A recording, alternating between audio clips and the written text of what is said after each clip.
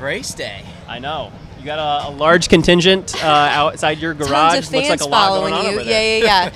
Yes. Well, Santino, how are you feeling, man? I mean, what's your confidence level going into this? What's the day been like so far for you? Man, it's been awesome. I got to sleep in till like 7:30 this morning, which is Lucky. nice.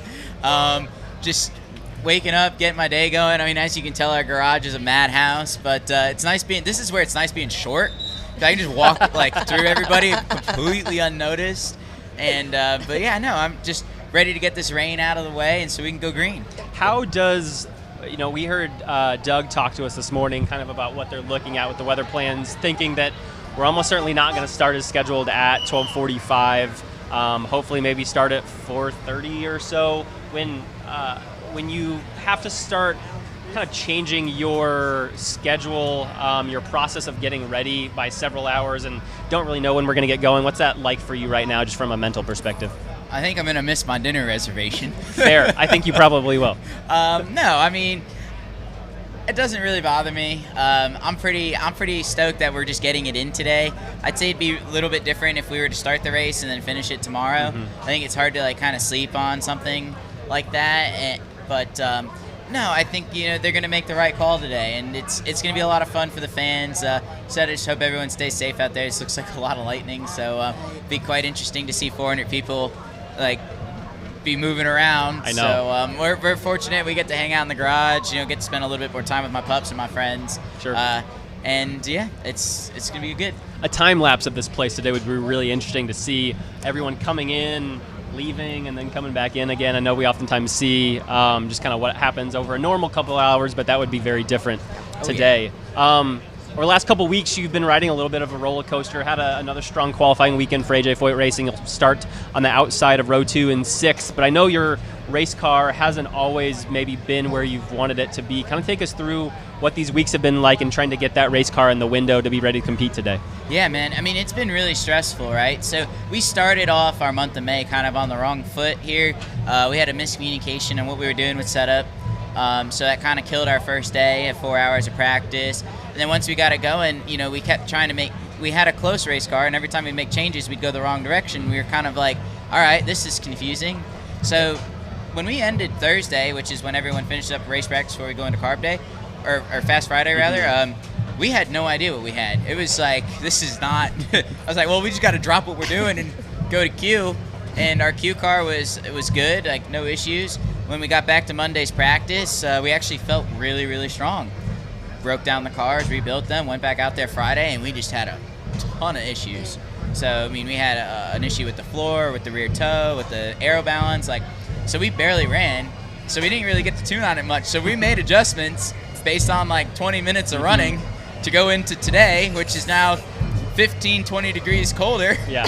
So we're kind of. And you don't know when we're going to start. Like you could have maybe mapped out that we were going to start at 12:45 today. Now we'll probably start at 4:30. Oh, I know, exactly. So it's just kind of like, well, we're going to throw the dart at the board one last time. Hope we hit the triple 20s and go out there and drink some milk. Fair. What do you feel like your chances are of factoring in today? You were in that group of 3 down the stretch last year, had a yellow fallen at a different time or not had maybe a last red. You might have had a chance to make passes on Marcus Ericsson and Joseph Newgarden to take that win. Knowing the unpredictability of your race car, what do you feel like your odds are of repeating that or even going a spot or 2 further? Yeah, I think our car has a lot of raw speed, which is great. I do think that the balance is better than last year. No matter how much we're adjusting it a little bit. Penske has helped us, with some of our dampers and stuff like that. So I do feel more confident in the car. I do think that if we run our race, mind our P's and Q's, don't have any hiccups, we'll be there in the end. I do think that the way that you've seen this year, there's been a lot more crashes, a lot more open practice crashes. That has to do with the slight tire change in preparation of the hybrid. So it's just going to be a game of survival, and I think with the later start, everybody's just going to be a little bit more antsy. I might go take a nap, but yeah, I think if we survive to the end, we'll be in the hunt. Yeah. You mentioned that technical alliance that you have with Team Penske this year. It started, I think, late last year. It started in earnest for the start of this season. That's been a lot of talk about what you guys have been learning, what they've been learning, how much they have or haven't been learning from you guys, which I know is brought up again on Thursday during media day. I spoke with Michael Cannon the first day of practice to kind of get a sense on how this all came together.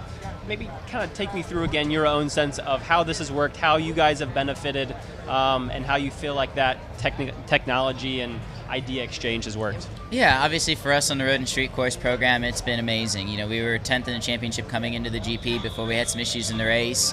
As far as the speedway stuff goes, you know, it's not just Cannon. You know, it's a couple of people that, you know, we showed them the way of, you know, setups. Yeah, so setups are a big thing. Setups don't make a car go fast around here. Setups a balance adjust for a driver to be comfortable. What makes a car goes fast is things that we can't talk about.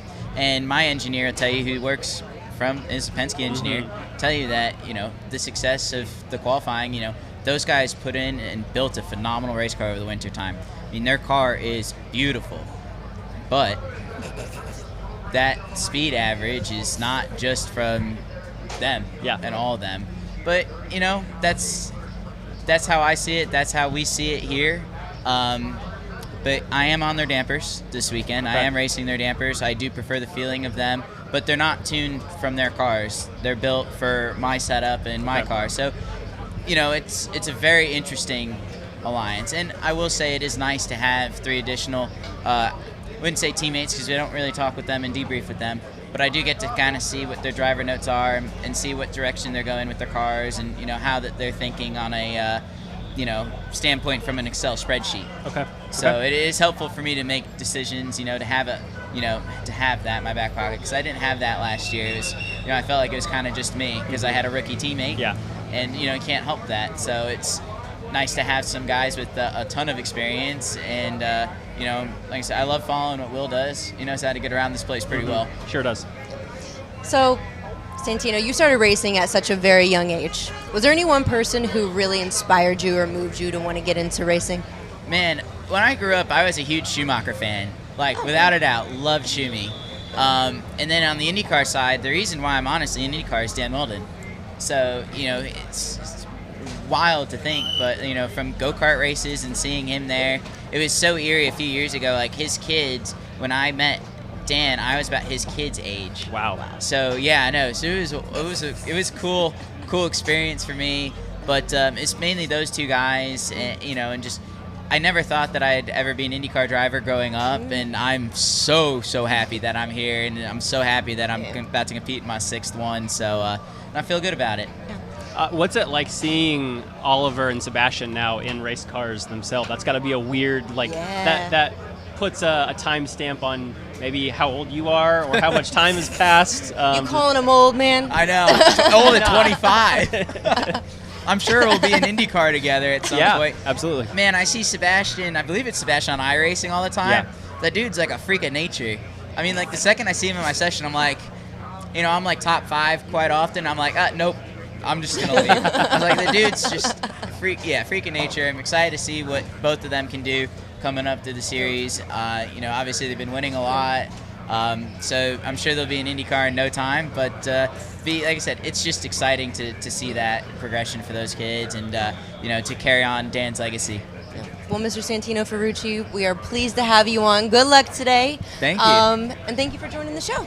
Yeah, stay dry. Yeah, you too, man. Appreciate it. Thanks. Great meeting you. Thanks for joining us. Thank you. All right, thank you, guys. Thanks, Thank Santino. you. Thank you.